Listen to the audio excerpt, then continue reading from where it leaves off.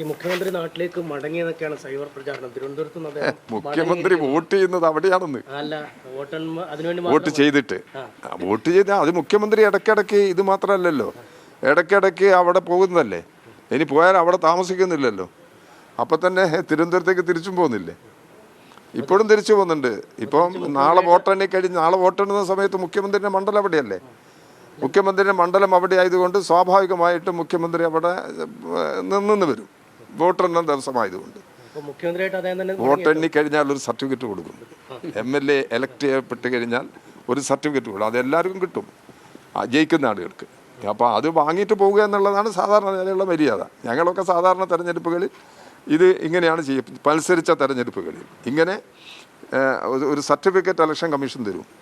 Candidate ഇവിടെ MLA ആയി തിരഞ്ഞെടുക്കപ്പെട്ടിട്ടുണ്ടെങ്കിൽ ഒരു സർട്ടിഫിക്കറ്റ് അവർ തരും. ആ സർട്ടിഫിക്കറ്റ് വാങ്ങി പോവുക എന്നുള്ളതാണ് സാധാരണ. അതാണ് നമ്മൾ അവിടെ ഡോക്യുമെൻ്റായിട്ട് കൊടുക്കുന്നത്. അവിടെ ലെജിസ്ലേച്ചറിൽ ഡോക്യുമെൻ്റായി കൊടുക്കുന്നത്, സത്യപ്രതിജ്ഞ ചെയ്യുന്ന സമയത്ത് ഡോക്യുമെൻ്റായി കൊടുക്കുന്നതാണ്.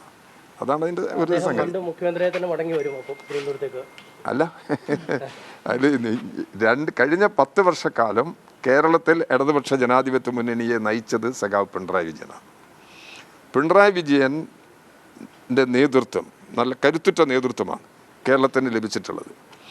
ആ ബോധ്യം കേരളത്തിലെ ജനങ്ങൾക്കുണ്ട്, ഇടതുപക്ഷ ജനാധിപത്യ മുന്നണിക്കുമുണ്ട്, CPIM-നുമുണ്ട്. അതുകൊണ്ട് ഞങ്ങൾക്ക് ആ കാര്യത്തിലൊന്നും ഒരാശങ്കയില്ല.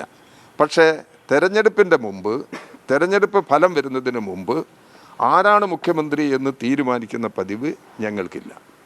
ഈ തെരഞ്ഞെടുപ്പിലും അത്തരമൊരു നിലപാട് തന്നെയാണ് ഞങ്ങൾ സ്വീകരിക്കുന്നത്. ഈ എക്സിറ്റ് പോളെല്ലാം നിങ്ങളെല്ലാം വലിയ തോതിൽ കൊട്ടിഘോഷിക്കുന്ന എക്സിറ്റ് പോൾ, അതിൻ്റെ ഫലപ്രഖ്യാപനം വലിയ തോതിൽ പ്രചരിപ്പിക്കുന്ന സമയത്തും മുഖ്യമന്ത്രി എന്നുള്ള പദവിയിലേക്ക് യോഗ്യൻ പിണറായി വിജയൻ എന്നല്ലേ എല്ലാ എക്സിറ്റ് പോളും പറയുന്നത്. അതെങ്ങനെ ഇത് രണ്ടും കൂടി ഒക്കുക? അപ്പം ഞങ്ങൾ പറയുന്നത് മുഖ്യമന്ത്രി ഇതാണ് അംഗീകാരം. അപ്പം ഭരണവിരുദ്ധ വികാരമില്ല എന്നുള്ളതിൻ്റെ തെളിവാണ് മുഖ്യമന്ത്രിക്ക് അനുകൂലമായ വിധിയെഴുത്ത്. അപ്പോൾ മുഖ്യമന്ത്രിക്ക് അനുകൂലമായി അങ്ങനെ ഒരു വിധിയെഴുത്ത് വന്നിട്ടുണ്ടെങ്കിൽ അത് കേരളത്തിലെ ജനങ്ങളുടെ അഭിപ്രായങ്ങളിൽ വന്നിട്ടുണ്ടെങ്കിൽ അങ്ങനെ പ്രതിഫലിക്കും. അതാണ് കേരളത്തിൽ ഇന്ന് നിലനിൽക്കുന്ന അന്തരീക്ഷം. അതുകൊണ്ട് ഒരു ആശങ്കയുടെയും പ്രശ്നം ഞങ്ങൾക്കില്ല. മുഖ്യമന്ത്രി ആരായണം എന്നുള്ളതിനെക്കുറിച്ചുള്ള ഒരു ഉത്കണ്ഠയോ ആശങ്കയോ ഒന്നും ഞങ്ങൾക്കില്ല. ഞങ്ങളത് തീരുമാനിക്കും. തെരഞ്ഞെടുപ്പ് ഫലം വന്നു കഴിഞ്ഞാൽ ഞങ്ങൾ തീരുമാനിക്കും.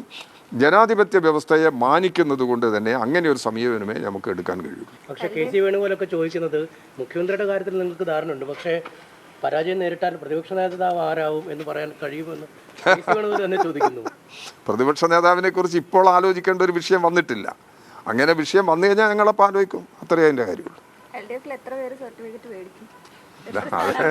ഇടതുപക്ഷ ജനാധിപത്യ മുന്നണി ഭൂരിപക്ഷം നേടി വിജയം കൈവരിക്കും എന്ന് തന്നെയാണ് ഞങ്ങൾ പ്രതീക്ഷിക്കുന്നത്.